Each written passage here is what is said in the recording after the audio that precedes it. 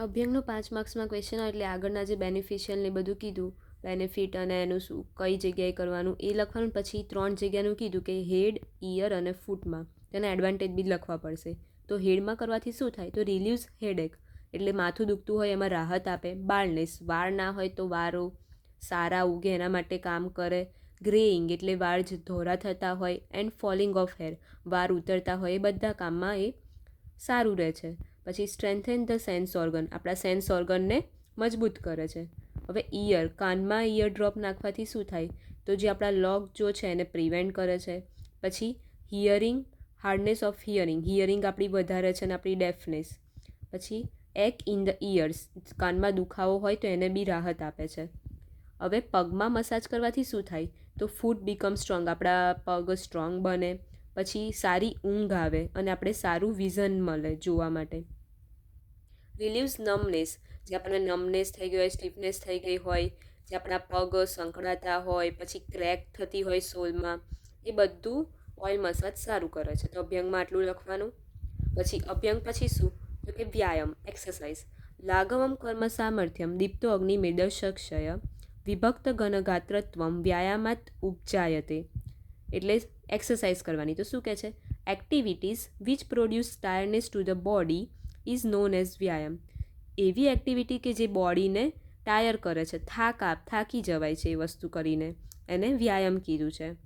હવે એને વ્યાયામ કરવાથી શું થાય, તો કે લાઘવમ કર્મ સામર્થ્યમ, એટલે આપણું જે બોડી છે એ લાઇટ બને. લાઘવમ બોડી બીકમ્સ લાઇટ.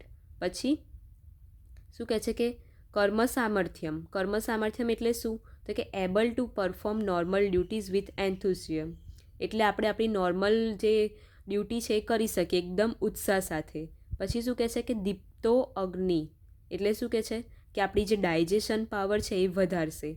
પછી મેદશક્ષય, એટલે આપણું જે ફેટ છે એને રિડ્યુસ કરશે. રિડ્યુસ ઇઝ ધ ફેટ, એને બોડી પાર્ટ. પછી શું કીધું, વિભક્ત ઘનગાત્રત્વમ, એનો મિનિંગ શું, કે body parts become distinct and form, એકદમ ફર્મ બોડી બનાવશે આપણું.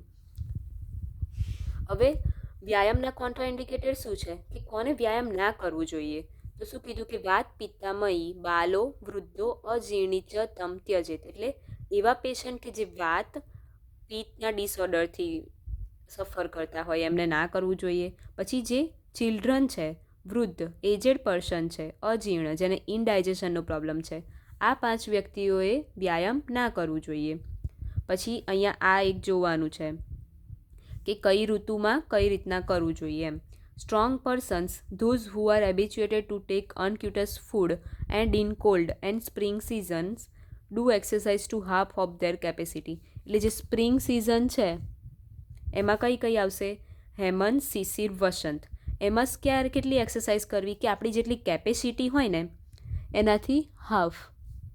અને બીજી જે ઋતુ થઈ કઈ, તો કે ગ્રીષ્મ, વર્ષા, શરદ. એમાં શું, કે જે આપણી કેપેસિટી છે ને એનાથી અડધીની બી ઓછી કરવાની. આ એમસીક્યુ પૂછે છે કે આ ઋતુમાં વ્યાયામ કેટલું કરવી, કે આપણી કેપેસિટીથી હાફ. તો હેમંત, શિશિર, વસંતમાં હાફ, અને જે વર્ષા, ગ્રીષ્મ અને શરદ છે એમાં હાફ કરતાં બી ઓછી કરવી જોઈએ. આપણી સિઝનનો સિક્વન્સ શું છે, તો કે શિશિર, વસંત, ગ્રીષ્મ, વર્ષા,